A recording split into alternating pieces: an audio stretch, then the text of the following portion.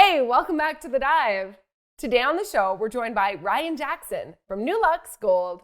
But before we bring Ryan on, I'm going to quickly remind you to tap on that subscribe button.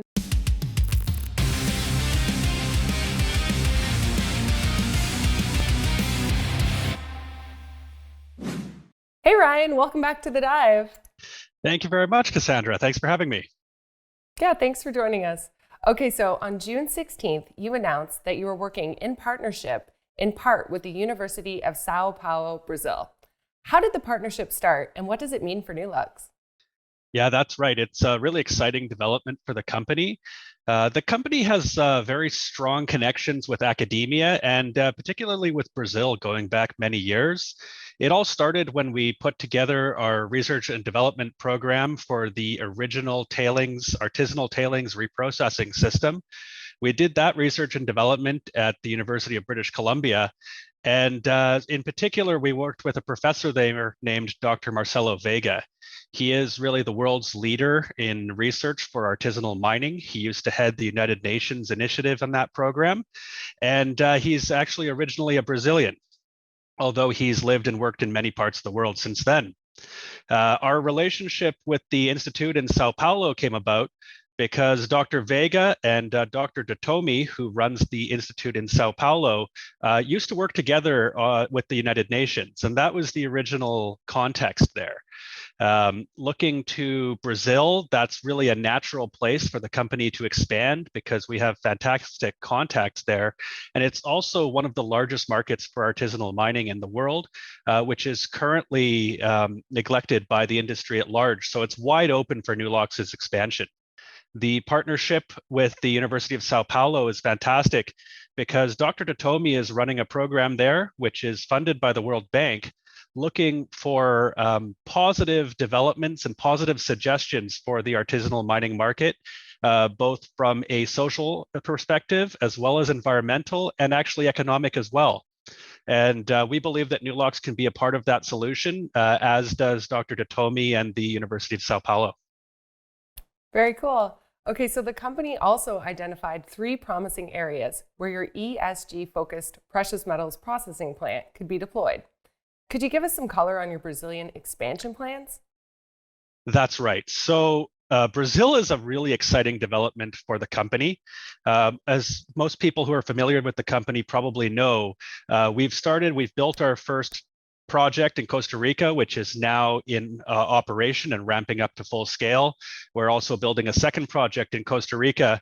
But when we look to expansion beyond 2 projects, what we're really looking at is other markets. Just to give a little bit of insight to this, Costa Rica is estimated to have around 1,000 artisanal miners in total. It's a fabulous place for us to get started. It's got great infrastructure, and we've got fantastic groups of people that we work with there.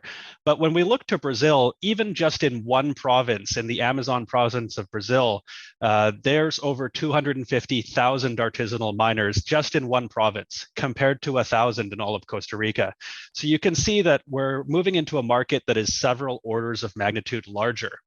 The first project that we're looking at, we have 3 projects currently in due diligence, but we've given a little bit of information about the first one.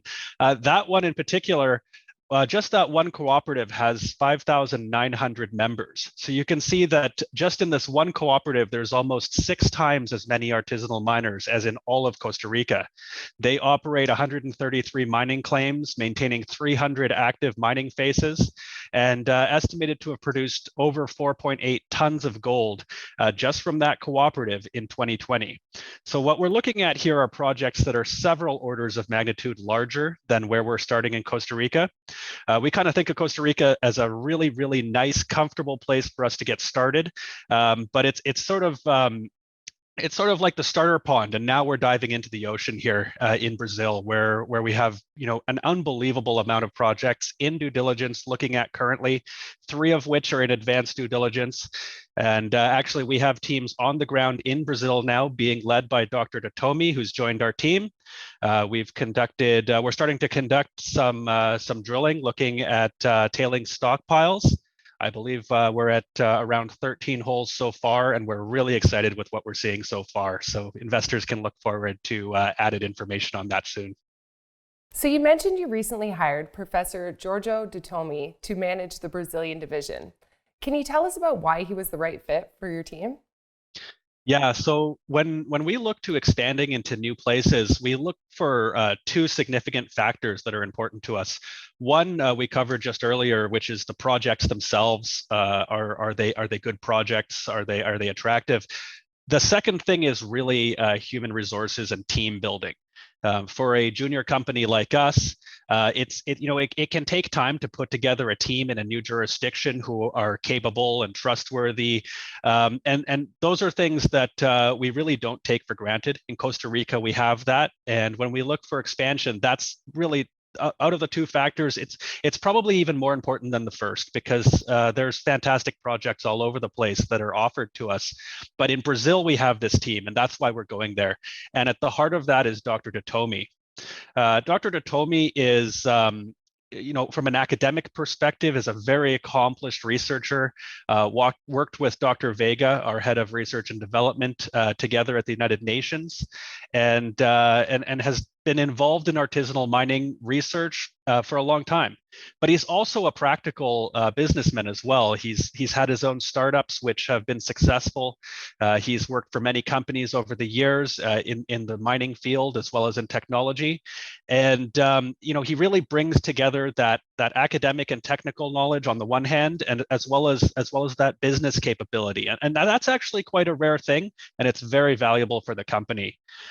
Between Dr. Vega, Dr. Datomi, and also a gentleman named Dr. Sobral, who works in Rio de Janeiro at the National Metallurgical Institute.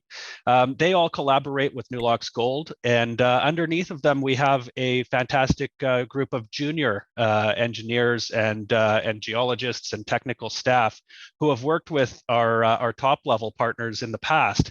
So in Brazil, we have a ready-made team ready to go. They've worked together over many years, and it satisfies that requirement where we have fantastic projects and we have a team that has proven to be both capable and trustworthy. So we're excited to do the expansion in Brazil.